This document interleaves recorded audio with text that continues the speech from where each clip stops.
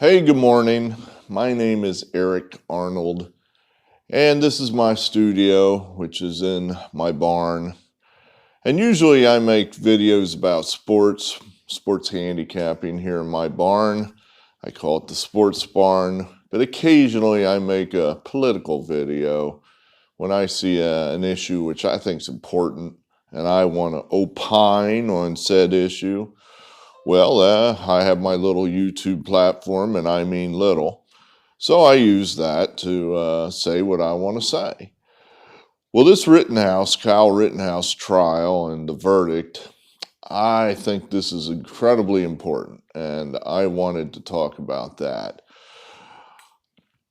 Every now and then, I think this country comes to a fork in the road where country can go left, the country can go right. Now, it seems like lately we've been going left and we're on a very dangerous road at the moment. So I'm very interested to see if we keep going that way to the left or if we're going to turn back a little more towards the center.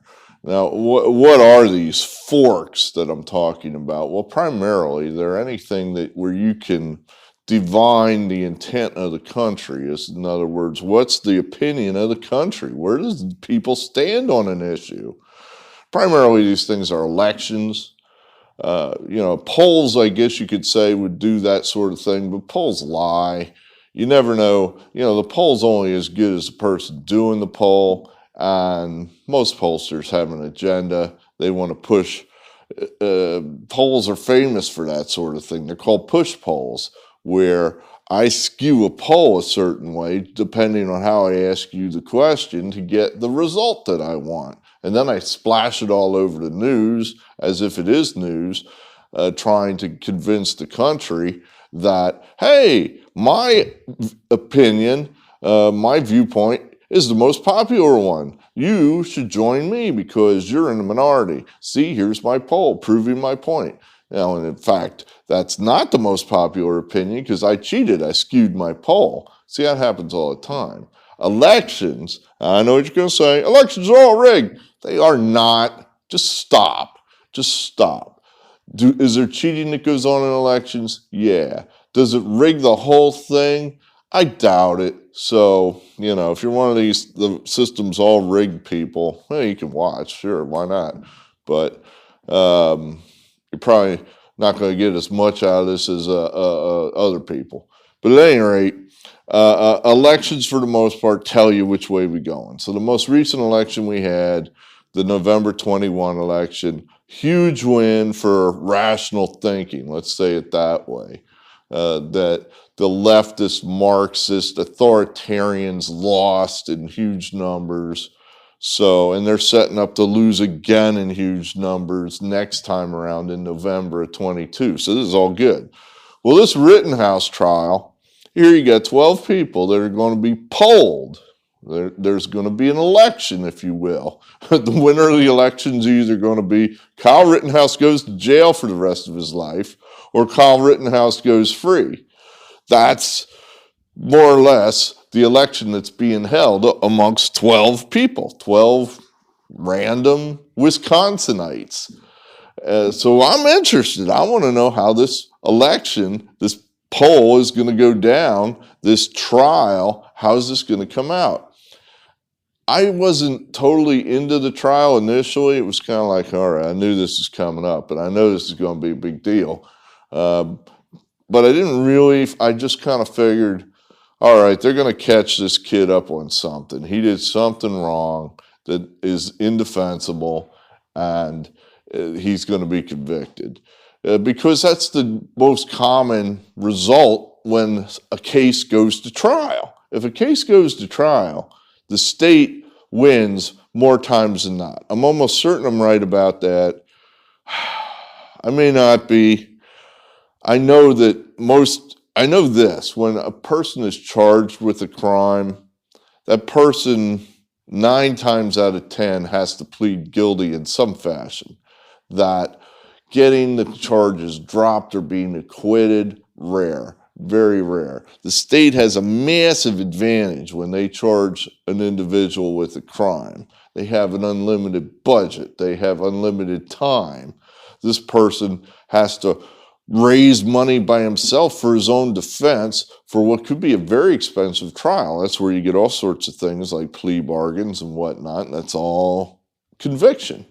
So, going all the way through the process and being acquitted doesn't happen very often. So, based on those numbers alone, I'm thinking Rittenhouse is probably going to be convicted of something. So as we got further and further into the trial, I started to pay attention. And it's like, they're really not laying a glove on this kid. They haven't shown him he did anything so far that I think was wrong. And here you come to the end of it, and lo and behold, that was the result. So I'm happy. Why am I happy that Rittenhouse was acquitted? I believe in the Second Amendment. I think it's incredibly an important constitutional amendment we have. I've always thought that when the Civil War starts in this country, which I keep thinking is probably coming, it's going to start over something like the Second Amendment. Now, lately, it seems like it might start over the First Amendment. But the Second Amendment, that's in jeopardy too. You just have to listen to the people complain about the Rittenhouse verdict.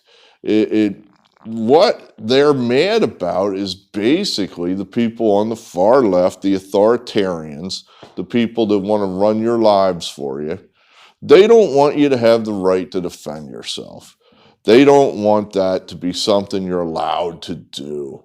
And it really doesn't matter whether it involves a gun or anything. They just don't want you to be able to defend yourself.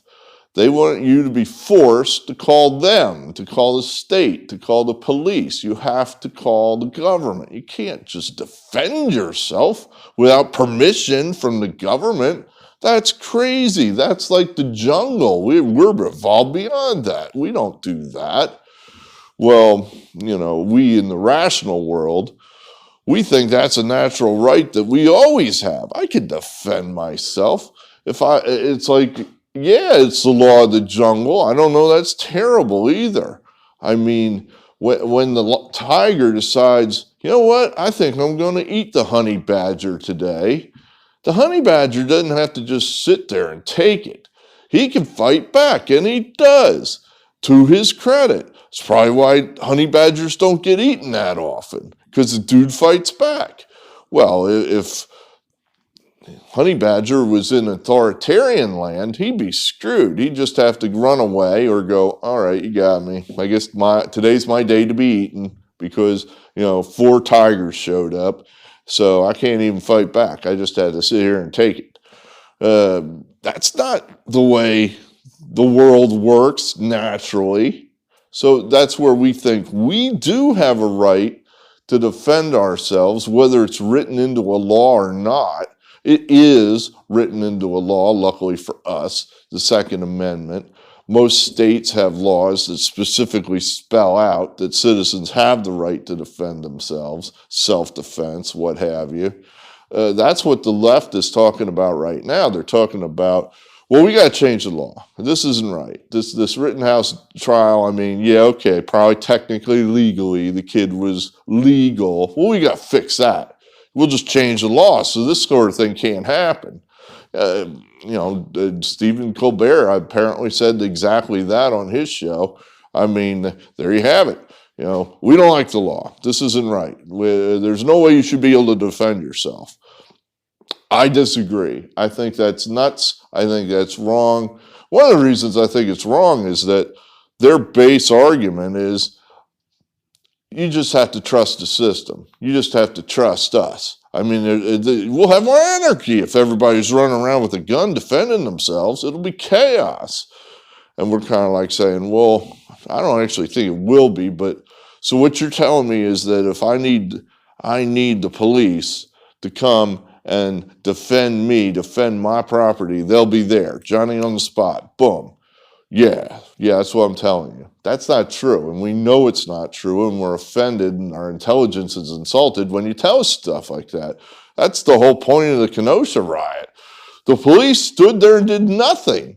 They did nothing. All last summer, the police stood there and watched neighborhoods get burned down, and the police stood there for their own reasons and did nothing, leaving us, the citizens, high and dry. If you lived in one of those neighborhoods or had a business in one of those neighborhoods, and perhaps you weren't down with let's have all this social change and to demonstrate that we'll burn our neighborhoods down. If you weren't down with that, you're just screwed. You're just, well, who the hell are you going to call? You know, as Charles Barkley said, are you going to call Ghostbusters? You're stuck. So the police stood there and did nothing. So don't tell us that we can rely on the authorities, the government, to come protect us when the shit hits the fan. We know damn well they won't. That's why we want our own guns and the right to use them if we need to defend ourselves. I think that's a pretty rational argument. We're not running around neighborhoods terrorizing people. Yeah, we're just keeping the guns, this idea that, well, if we took all the guns, the world would be a much safer place. Yeah, okay, maybe in theory, which will never, ever come to pass. We all know damn well that if the government passed a law tomorrow, and God help them, they don't have the power to do this, but if they did and said, you got to turn all your guns in, we law-abiding people would dutifully line up and go, here's my gun, and all the criminals would keep theirs, and we'd be targets. We would have no way to defend ourselves at that point. You know, the gun is just a tool. The gun by itself doesn't kill anybody, but it levels the playing field. If Kyle Rittenhouse didn't have that gun with him during that riot, he's going to get the shit kicked out of him, and if he's lucky, he walks away. Otherwise, he is going to get beat the hell up, and he might get killed. But he even playing field, he had the gun. So, you know, that happens all the time. Woman gets attacked. She's attacked for whatever reason, robbery, rape, what have you. Well, in her pocketbook, she's got a gun. Levels the field. Her angry ex-husband breaks into her house because he's just so angry. She's dating, has the effrontery to date some other guy. So he's furious and jealous. He smashes into her house drunk, and meaning to just give her what for. Well, she's got a gun in her pocket, evens the playing field. So it happens all the time. These guns do have uses where they're used for good. They're not always used for evil by criminals. We just want, you know, my understanding, what I think of the Second Amendment is, the primary use of that Second Amendment is that we get to keep the guns, and that specifically means the ARs. We get to have them in case we need to overthrow the government. And everybody laughs and goes, that's ridiculous. Oh yeah? Tell that to the Taliban. That's what they were primarily using, and they won. So you can do a lot of damage with an organized minority, an energized minority that has just AR-15s. And if the government becomes tyrannical, to me, that was the whole point of having the thing in the Constitution to begin with 200 some years ago, that, hey, the citizens should have the ability to stand up to a tyrannical government. Now, have we reached that stage yet? No, not yet. I think we're heading in that direction. I think we're definitely heading in that direction. You know, they're talking about firing people because they won't kowtow to a somewhat questionable government medical demand. That's tyranny. There's nothing short of tyranny, and it's happening in this country. You just have to look around the world at some other countries. They're actually putting people in camps in Australia. This is happening. They are forcing people, this is what I read, they're going to start forcing the unvaccinated in Austria to get the shot whether they want it or not. I guess they're just going to strap them down and jam it in their arm. You know, that tyranny, it's on the march here on planet Earth. So that's the point of the Second Amendment. So I was, you know, that trial was, we were on trial. Everybody that believes in the Second Amendment was on trial because that very scenario is, to us, the exact reason why you need an AR-15. Here's the mob. Here it comes. There's police nowhere to be found. You want to defend yourself. You want to defend your property. Am I allowed to do it? So they took an election. They took a poll of 12 random people in Wisconsin, and they unanimously said, yes, you are allowed to do it.